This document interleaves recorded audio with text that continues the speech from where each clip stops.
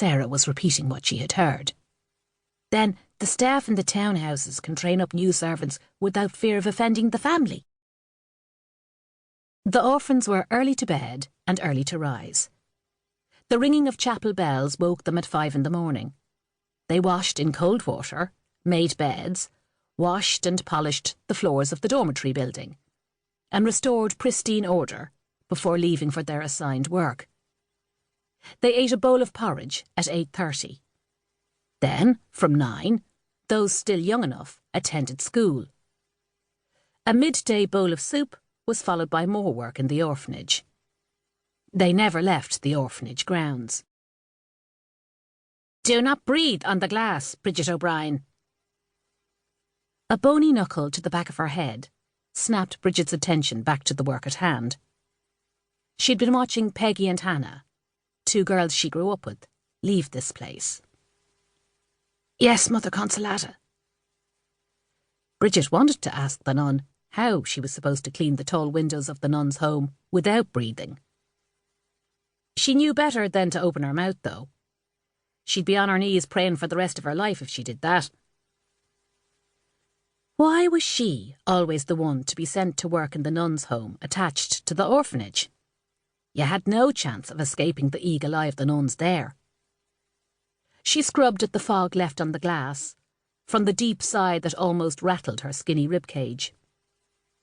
It did no good to look out on the green lawn that ran from under this window to the tall iron fence that surrounded the convent and orphanage. She sometimes thought of running screaming into the streets of Dublin. It would do her no good. Where would she go? "Idle hands are the devil's workshop, Bridget O'Brien." A slap from the metal cross hanging from the huge rosary beads across the back of her head drove the words home. "Yes, Mother Consolata." She'd only leaned back for a moment to relax the pinching in her back. Scrubbing the black and white tiles of the entryway to the nun's house was a long, back-breaking chore, especially when she'd been ordered to do it alone. She bit her tongue when the dark robes appeared in front of her. "Do not turn those cat's eyes on me, Bridget O'Brien." The nun, who seemed to take a personal delight in tormenting Bridget, strolled onto the freshly washed floor. Bridget knew she was never going to get to heaven. She had bad thoughts she couldn't repress. She allowed a lovely mental image of Mother Consolata slipping and falling onto the hard tile floor to form in her mind's eye. She offered up a quick prayer, asking for forgiveness, and waited. She wasn't going to scrub that floor again until the nun had walked back across from wherever she was going. "Reverend Mother is expecting visitors." Mother Consolata's voice echoed around the vestibule. "Clean this floor up immediately."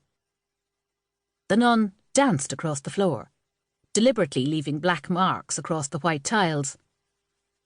She snapped her fingers and tutted in disgust at the young girl kneeling on a piece of sacking. Reverend Mother Aloysius stood at the bend of the wide oak staircase, watching one of her nuns torment an innocent girl. It wasn't the first time she'd observed a scene like this with this particular pair. She swore to her Maker it would be her last. Could the nun not see the white-knuckled grip the child had on the scrubbing brush? She well knew that child's temper. The shaking of the young back clearly revealed to her old eyes the effort it was taken for the child not to throw that brush. The nun might deserve the punishment, but it would be the child who suffered. "Mother Consolata, your arm," the Reverend Mother called sharply. The effect of that shout on the tall looming figure almost made Bridget laugh aloud.